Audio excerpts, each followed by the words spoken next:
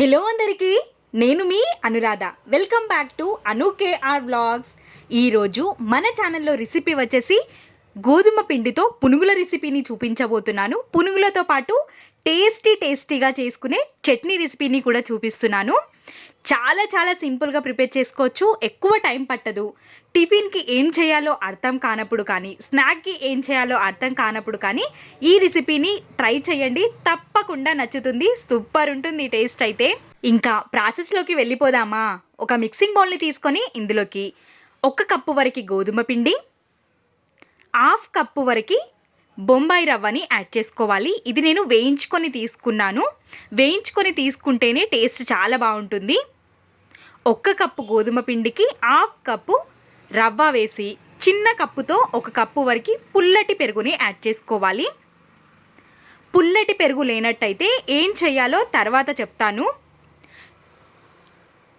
అదే కప్పుతో 1 కప్పు వరకు వాటర్ని కూడా యాడ్ చేసేసుకొని విస్కర్తో కంటిన్యూస్గా పిండి ముద్దలుగా లేకుండా కలుపుకోవాలి. పిండి మనం ఎంత మంచిగా కలుపుకుంటే అంత మంచిగా వస్తాయి పునుగులు అనేది గుర్తుంచుకోండి. చూస్తున్నారు కదా, పిండి అనేది ఎక్కడ ముద్దలాగా లేకుండా ఈ విధంగా సాఫ్ట్గా అయిపోవాలి. ఇప్పుడు విస్కర్ని పక్కనుంచేసి చేత్తో ఒక 2 నిమిషాల పాటైనా పిండిని కలుపుకోవాలి.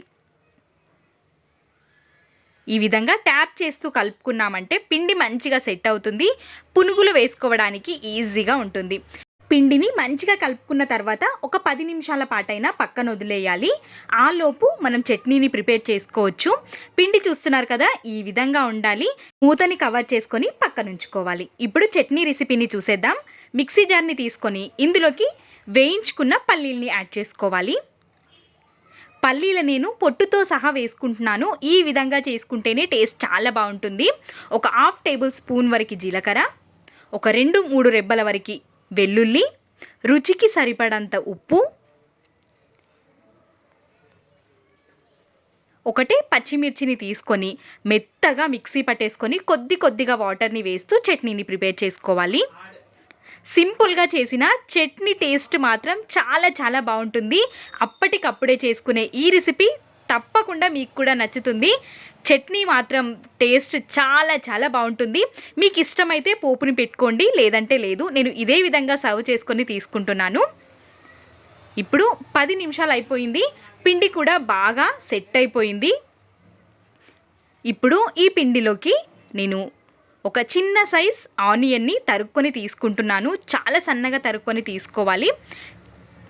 క్యారెట్ని, ఒక ఆలూని తురుముకొని తీసుకున్నాను. 1 ఇంచ్ అల్లం ముక్కని కూడా కట్ చేసుకొని తీసుకున్నాను. పచ్చిమిర్చి తరుగు, కరివేపాకు తరుగు, ఒక 1/2 టేబుల్ స్పూన్ వరకు జీలకర్రని యాడ్ చేసుకోవాలి. జీలకర్ర టేస్ట్ చాలా బాగుంటుంది ఈ రెసిపీలోకి. రుచికి సరిపడ ఉప్పు, ఒక 1/2 టేబుల్ స్పూన్ వరకు పసుపుని యాడ్ చేసుకుంటే కలర్ చాలా బాగా కనిపిస్తుంది. వద్దు అనుకుంటే స్కిప్ కూడా చేసుకోవచ్చు. రవ్వని వేసాము కాబట్టి కొంచెం వాటర్ని పీల్చుకొని దగ్గరికి వస్తుంది. ఈ విధంగా అన్నీ వేసేసి మనం ఏది తీసుకున్నా ఇందులోకి చాలా సన్నగా తరుక్కొని తీసుకోవాలి. ఈ విధంగా పిండి మొత్తం దగ్గరికి వచ్చేంత వరకు ఈ విధంగా కలుపుకొని తీసుకోవాలి. వాటర్ ఎక్కువగా అయినా ఆయిల్ ఎక్కువ పీలుస్తుందని గుర్తుంచుకోండి. ఈ విధంగా ఉండాలి పిండి అనేది. ఇప్పుడు స్టవ్ పైకి డీప్ ఫ్రైకి సరిపడా ఆయిల్ పెట్టేసుకొని ఆయిల్ వేడిగా అయిందో లేదో ఒక్కసారి చిన్న ముద్దని వేసుకొని చెక్ చేసుకోవాలి. ఆయిల్ వేడిగా అయినప్పుడు మాత్రమే పిండిలోకి ఒక 1/2 టేబుల్ స్పూన్ వరకు వంట సోడాని వేసి పిండిలోకి వంట సోడా మొత్తం కలిసే విధంగా కలుపుకోవాలి. ముందుగానే మనం వంట సోడా కలిపి పెట్టుకోవడం వల్ల ఆయిల్ ఎక్కువగా పీలుస్తుంది. కాబట్టి అప్పటికప్పుడే వంట సోడాని వేసి పిండి మంచిగా కలిపేసుకొని ఆయిల్లోకి నెమ్మదిగా పునుగుల్లాగా వేసేసుకొని డీప్ ఫ్రై చేసేసుకోవడమే.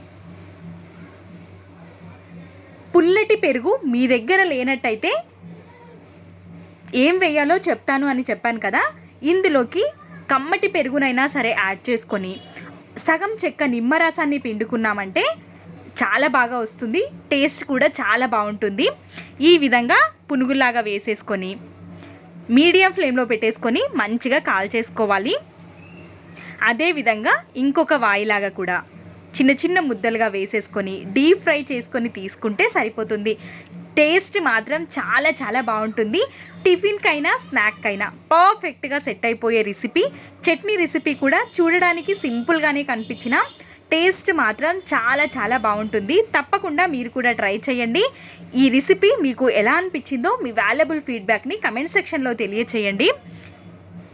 ఇలాంటి మరెన్నో రెసిపీస్ మన ఛానల్లో ఉన్నాయి. ఒక్కసారి చూసేయండి.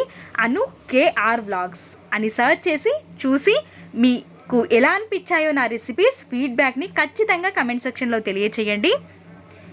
నా రెసిపీస్ మీకు నచ్చితే నా ఛానల్ని సబ్స్క్రైబ్ చేసుకొని సబ్స్క్రైబ్ పక్కన ఉన్న గంట సింబల్ని క్లిక్ చేయండి. ఒక్కసారి నా ఛానల్ని విజిట్ చేశారంటే తప్పకుండా నచ్చుతాయి నా రెసిపీస్. ఫాలో అవ్వాల్సిందే. ఇంకా thanks for watching. Bye bye.